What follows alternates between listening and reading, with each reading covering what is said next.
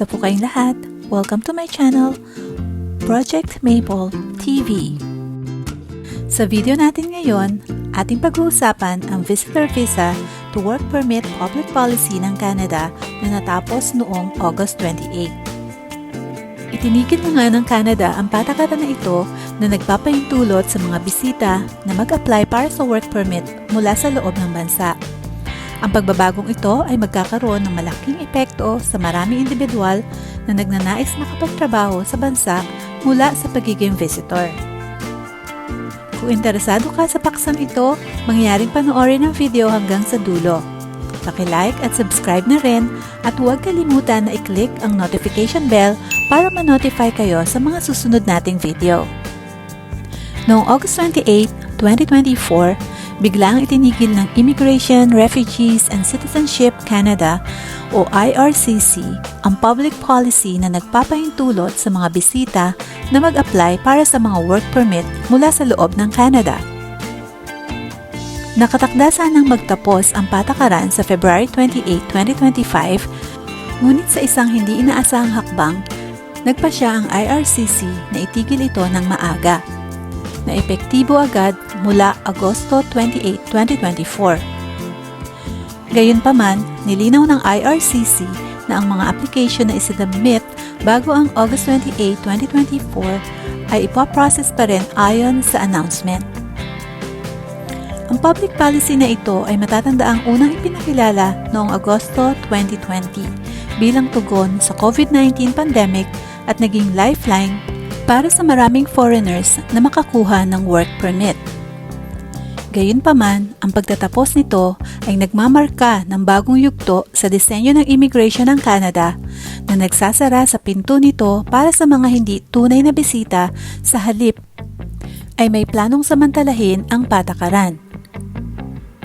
Ang temporary public policy ay pinatupad noong ang mundo ay nakakaranas ng pagsubok na dulot ng COVID-19 pandemic. Maraming mga visitor ang na-stranded sa Canada dulot ng mga travel restrictions, lockdown, at pagsasara ng mga borders.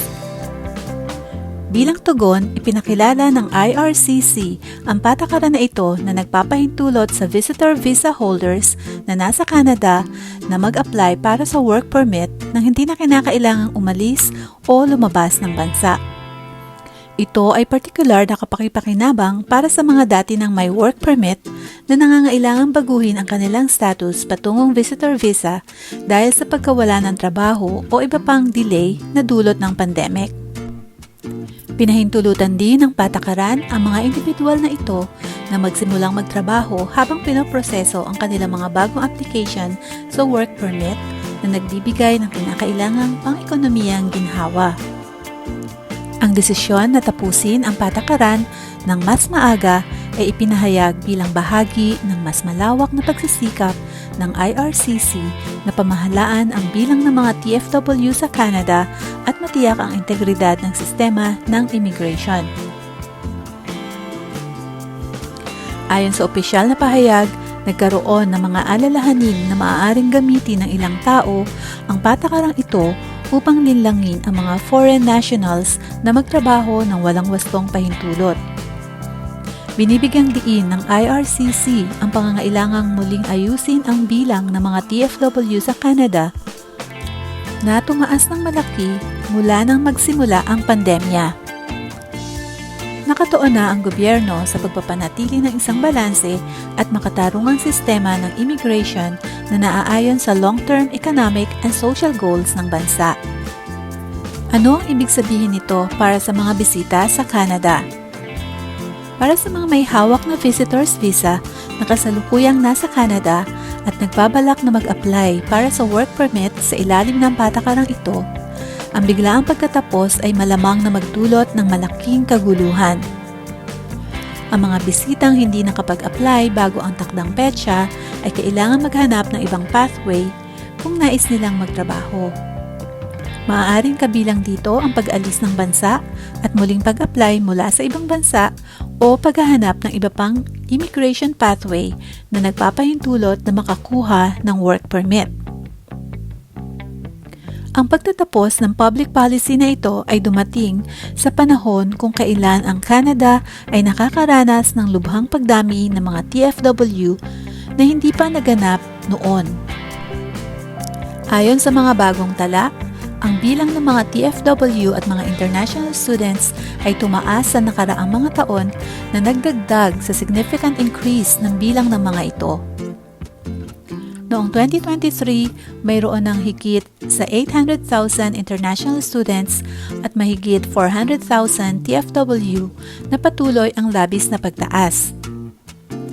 Ang influx na ito ay nagdulot ng mga alalahanin tungkol sa kakayahan ng bansa na pamahalaan ang ganitong kalaking pansamantalang populasyon, partikular sa mga aspeto ng pabahay, serbisyo sa lipunan, at pagsasama sa merkado ng trabaho.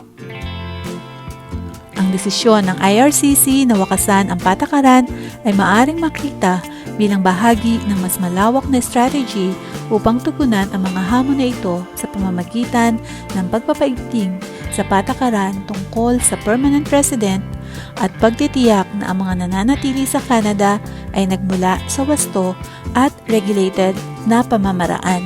Para sa mga visit visa holders na kasalukuyang nasa Canada, ang pagtatapos ng patakarang ito ay nangangahulugang hindi na maaaring mag-apply para sa work permit mula sa loob ng bansa. Ang mga nasa Canada na may visitor visa na nais magtrabaho ay kailangang i-consider ang ibang immigration pathways. Kabilang sa mga alternatibong paraan ay ang pag-apply para sa work permit mula sa labas ng Canada. Maaaring umalis ang mga bisita at mag-apply para sa work permit mula sa kanilang sariling bansa o ibang bansa kung saan mayroon silang legal status. Kadalasan, kasama sa prosesong ito ang pag-secure ng job offer mula sa isang employer sa Canada at pagkuha ng Labor Market Impact Assessment. Ang Provincial Nominee Program. Nag-aalok ang ilang lalawigan ng mga immigration programs na nagpapahintulot sa mga temporary residents na mag-apply para sa permanent residency at sa ilang pagkakataon pati work permits. Maaring suriin ng mga bisita ang mga options na available sa iba't ibang PNPs upang makita kung sila ay eligible. Ang International Mobility Program.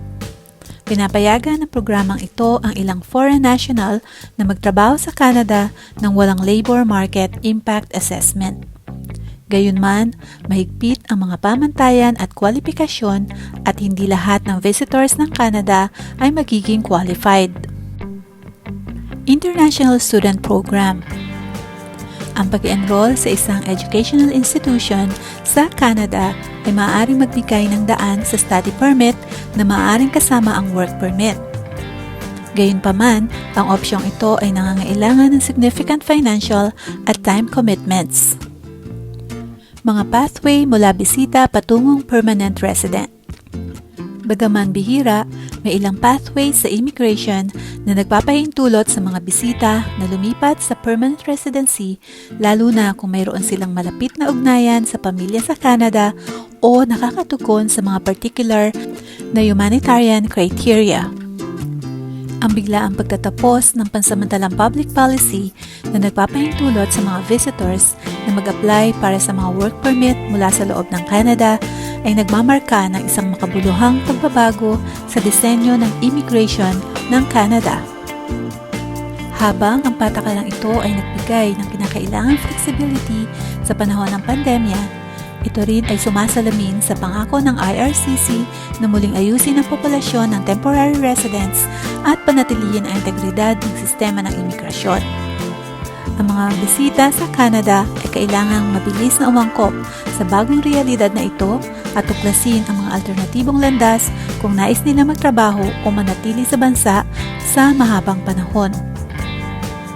Sa patuloy na pag-navigate ng Canada sa mga komplikadong issue ng post-pandemic na immigration, isang bagay ang tiyak. Ang bansa ay nananatiling nakatuon sa pagpapanatili ng isang makatarungan, transparent, at balansing sistema ng immigration na nagsisilbi sa pinakamahusay na interes ng lahat ng Canadians. Bagaman ang pagbabagong ito sa patakaran ay maaaring magdulot ng mga hamon, Ito rin ay nagpapakita ng kahalagahan ng pagiging updated sa mga pagbabago sa immigration at pag-angkop sa mga bagong regulasyon. Sa gitna ng mga pagbabagong ito, ano ang pakiramdam nyo para sa mga maapektuhang visitors, lalo na para sa mga nagbabalak sana na makahanap ng trabaho dito sa bansa? Comment lang kayo sa baba, guys. Huwag din kalimutang mag-subscribe at i-hit ang notification bell. Hanggang sa susunod, thanks for watching!